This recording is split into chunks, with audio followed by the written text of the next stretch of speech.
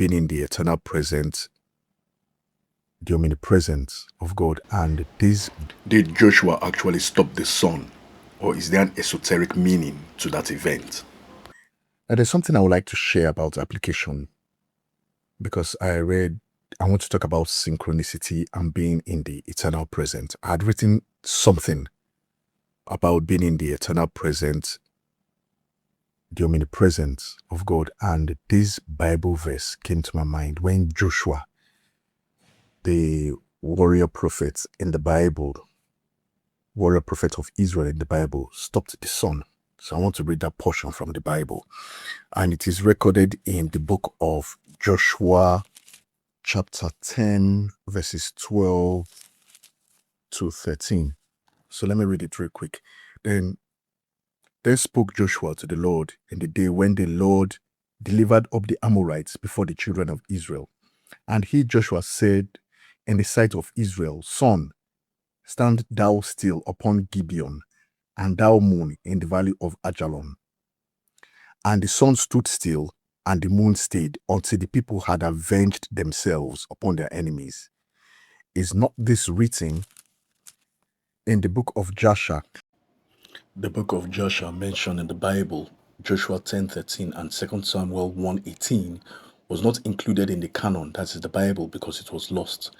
I have been opportune to read the book, and it tells the story about the Exodus and some of the exploits of the Israeli heroes and a lot of other things. And that's why some of my friends, I normally tell them that the Bible is not entirely complete, because there are some things there that are missing or misinterpreted. So the sun stood still in the midst of heaven and hasted not to go down about a whole day. It is said that this is confirmed by state documents in Egypt, China, Mexico, which recorded double days. And it is said that Herodotus and Lord Kingsborough, in his History of the Mexicans, and Chinese philosopher Sun Tzu quoted these records. So it's probable that the sun actually stood still when Joshua said so. It is also possible that a cosmic light was shown on the earth, or specifically on that place, for the whole day. But there's something I'm also looking at. I'm also looking at the esoteric angle. Being able to be in the eternal presence of God.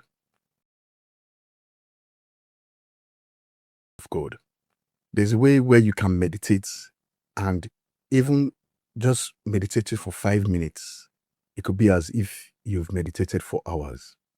Conversely, you can meditate for hours. You can spend hours just meditating, and it will be as if you have just meditated for 5 minutes.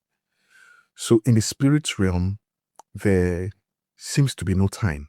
You are in an eternal present, and that's why you can have synchronicities, divine synchronicities happening. And if you notice these days, there's times when you think something and you immediately see it on your phone, even without saying it. There seems to be something happening where our minds are able to really manifest things.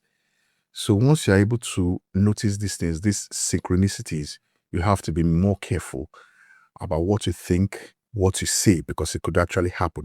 So with that being said, I want to read the application onto the diagrams.